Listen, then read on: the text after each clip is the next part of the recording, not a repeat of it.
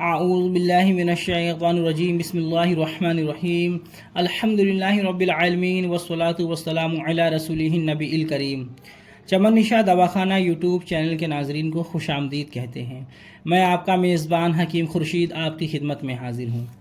آج کا جو ہمارا موضوع ہے وہ یہ ہے کہ جمعرات کے دن کی نماز کی فضیلت اور جمعرات اور جمعے کی جو درمیانی رات ہے اس رات کی نماز کی کیا فضیلت ہے۔ یہ جمعرات کی جو رات ہے یعنی کہ جمعرات اور جمعہ کی جو یہ درمیانی رات ہے یہ بڑی ہی فضیلت والی اور بہت ہی برکت والی رات ہے اور اس کی بے شمار فضائل اور برکات ہیں۔ اس رات کے متعلق فرماتے ہیں کہ اس رات میں دعا قبول ہوتی ہے۔ یہ رات قبولیت کی رات ہے، یعنی کہ جمعہ اور جمعرات کی جو درمیانی رات ہے اگلے دن صبح جمعہ ہوگا۔ جمعرات کا دن گزار کر جو یہ رات آتی ہے اس رات کی بے شمار فضیلتیں ہیں اور برکتیں ہیں۔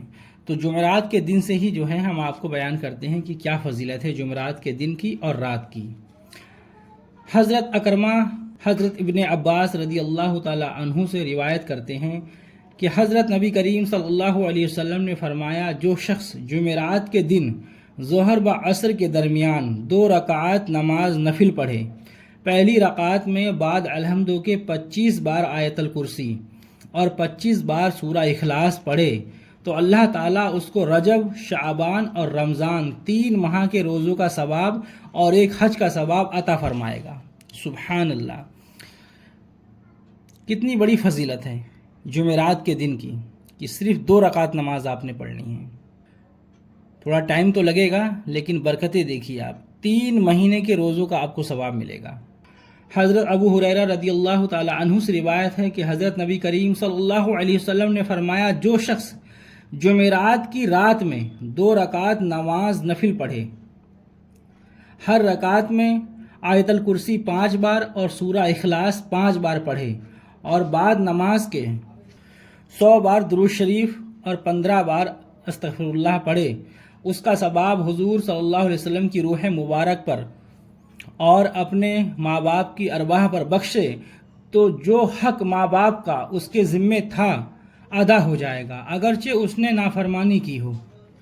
اللہ تعالیٰ اس کو وہ چیزیں عطا کرے گا جو صدیقین کو عطا فرماتا ہے۔